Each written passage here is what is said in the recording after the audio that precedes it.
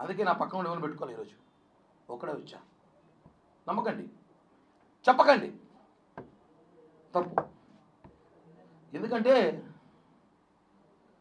26 రోజులు నేను చాలా తెలుసుకున్నా. మనిషి ఇబ్బందుల్లో బాధల్లో ఉన్నప్పుడు ఇద్దరే నిలిచారు. నాకు చెప్పాను. ఒకటి పవన్ కళ్యాణ్ గారి ధైర్యం, 2 మీడియా, ఇంకా మహా అయితే కొంతమంది వేరే దేశాలలో ఉన్న జన సైనికులు రోజు ఫోన్లు చేసి అన్నా మేము ఉన్నాం భయపడకని అనేసి. అన్నా నేను కాదని చెప్పట్లేదు. ఇక్కడున్న కొంతమంది జనసేన నాకు అందరూ ఉన్నారు. అంటే ఒకరు వచ్చి చెప్పేస్తే దాన్ని నమ్మడం అంత ఈజీ కాదు. దాని వాస్తవాలు తెలుసుకోవాలి. ఒక అడ్వకేట్ ఎవరో ఉన్నాడు మొన్న, ఆయన ఈ ఇష్యూలో అతను ఒక అడ్వకేట్ లాంటి వాడు, అడ్వకేట్ అది కాదు, అతని పేరు కూడా నేను చెప్పను, ఉప్పల్ బాలంట మేము అందరం. అతను ఇప్పుడు ఒక సమస్య వచ్చిందండి మనకి. ఆ సమస్య అడ్వకేట్కి చెప్పుకుంటాం, సార్ నాకు ఇలా మోసం జరిగింది, ఇలా నాకు అన్యాయం జరిగింది, నాకు డబ్బులు రావాలంటే తను ఏం చేయాలి?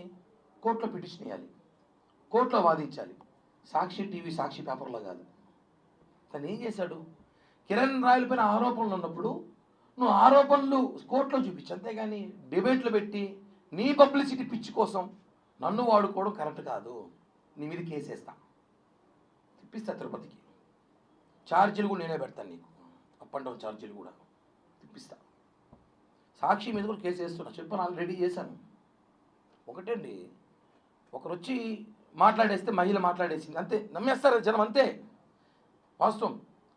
ఆయన ఎందుకు మాట్లాడింది, ఎవరు మాట్లాడిచ్చారో తెలుసుకోలేకపోయారు జనం. అదే బాధ. ఆ మాటల్లో మాట్లాడే మాటలు నన్ను నిజంగా చెప్తున్నా, మొండి నా కొడుకు ఏమంటాను కానీ నిలబడ్డా. ఇంకోడైతే నా ప్లేస్ చచ్చిపోయింటాడు. కుటుంబం మొత్తం ఆత్మహత్య చచ్చిపోయింటుంది ఈరోజు. నేను చాలా గట్టిగా నిలబడ్డా, మీకు తెలీదు.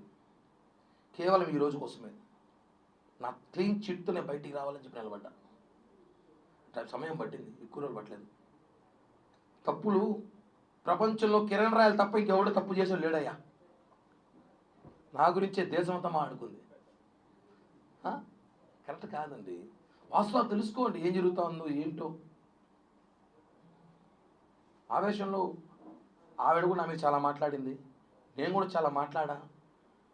అవన్నీ ఒక స్టాండర్డ్ కూర్చొని పోతా ఉంటాయి. కోపంలో రకరకాల మాట్లాడుతుంటారు, అవన్నీ కామన్. అవి ఆర్థిక లావాదేవీలు గతం నుంచి ఇందులో చెప్పా, దాని మీద రాజకీయం చేయొద్దనేసి. బాధాకరం వేస్తుందన్న. కంట్రోల్లో ఉన్నాను, లేకపోతే చెరువు అయిపోయేది కన్నీళ్ళతో. చాలా కంట్రోల్గా ఉన్నా, చాలా కంట్రోల్గా ఉన్నా. మా నాయకుడే మాకు ఇన్స్పిరేషన్. తప్పు జరిగి దాన్ని ఆన్సర్ వచ్చేలోపు నానా బీభత్సం చేసి 25 రోజులు 26 రోజులు అయింది నా ఇంట్లో సభ్యులు బయటకు వచ్చి. నిన్నటి దాకా కూడా బయటికి రాలా. అంటే తప్పు గురించి కాదు కానీ ప్యాంట్లు చూపించిన వాళ్ళు బాగుంటారు, భార్యలను వదిలేసి 2-3 అమ్మాయిలతో తిరిగేవాడు బాగున్నాడు, గంట అరగంట సొక్కాయలు ఇప్పేసినప్పుడు బాగున్నాడు.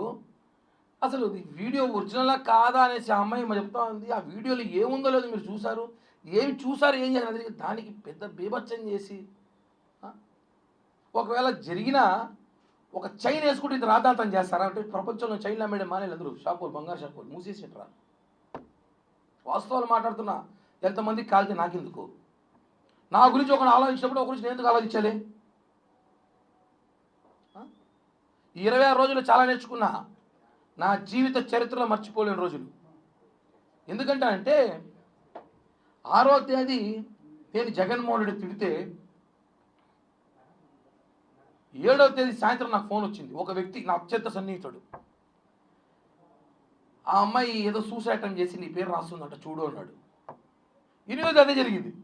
అంటే నాకన్నా ముందు నా చుట్టుపక్కల తెలిసిపోతుంది ఏం జరుగుతుందో. బాధ కదా.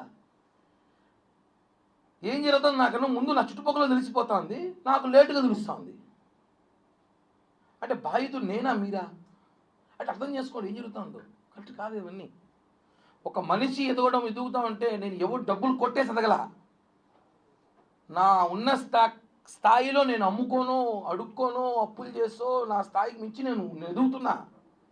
ఏం రాజకీయం సామాన్యుడు రాజకీయం చేయకూడదు ఏమంటే కిల్లి కుట్టమేవాడు బీడాలమ్మేవాడు రాజకీయం చేయకూడదు అంటే మోడీ యాడ్ని చూచాడయ్యా? ఎన్టీ రామారావు యాడ్ని చూచాడు?